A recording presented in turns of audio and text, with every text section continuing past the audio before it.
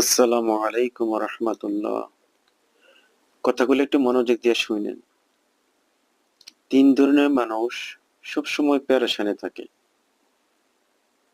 Number 1, সাহায্যকারী। কোনো মানুষ যদি সাহায্য করে একজন আরেকজনকে, যে সাহায্য করে ও কিন্তু সবসময় পেরেশানে থাকে। কেন পেরেশানে থাকে?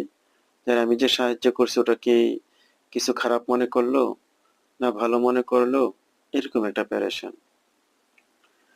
আর ২ নাম্বার হলো দায়িত্বশীল। যে ব্যক্তি দায়িত্ব পালন করে ও সবসময় পেরেশানি থাকে, সবসময় টেনশন থাকে যে আমার দায়িত্বটা কি সঠিকভাবে পালন হইলো নাকি পালন হইলো না। আমার দায়িত্বটা পালন করা থেকে আরেকজনে খুশি হইলো না আরেকজন একটা খারাপ চিন্তা করলো না ভালো চিন্তা করলো। সবসময় এটা পেরেশানি থাকে।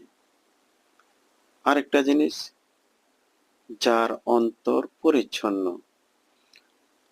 দেখা গেছে আমি একটা কাজ করছি, আমার মনটা ফ্রেশ, আমি ফ্রেশ হিসাবে কাজ করছি, ফ্রেশ হিসাবে আমি একজনের উপকার করলাম। কিন্তু যাকে উপকার করলাম অথবা যে উপকারটা দেখলো ওর মন্তব্যটা এরকমও হইতে পারে, আরে কি স্বার্থের জন্য উপকার করলো, ওর স্বার্থটা কি উপকার করার কারণে। এই যে একটা চিন্তাধারা করে নেগেটিভ, কিন্তু যে করছে তার অন্তরটা কিন্তু পরিচ্ছন্ন, তার অন্তরটা কিন্তু ফ্রেশ হইতে পারে। জানি আমার ফ্রেশ মনে করছি আমি আল্লাহকে খুশি করার জন্য, সওয়াবের উদ্দেশ্যে করছি, এরকম হয় কিন্তু। এবং এরকম করছিও, আমিও করছি এরকম, সওয়াবের উদ্দেশ্যে করছি। কিন্তু কে কি ভাবলো, কে কি বললো, কে কি চিন্তা করে দেখার বিষয় না। কিন্তু পরবর্তীতে যে আমরা যদি কারোর কাছে শুনি, আরে আমার এই উপকারটা করার কারণে সে আমাকে এই জিনিসটা ভাবছে, খারাপ ভাবছে।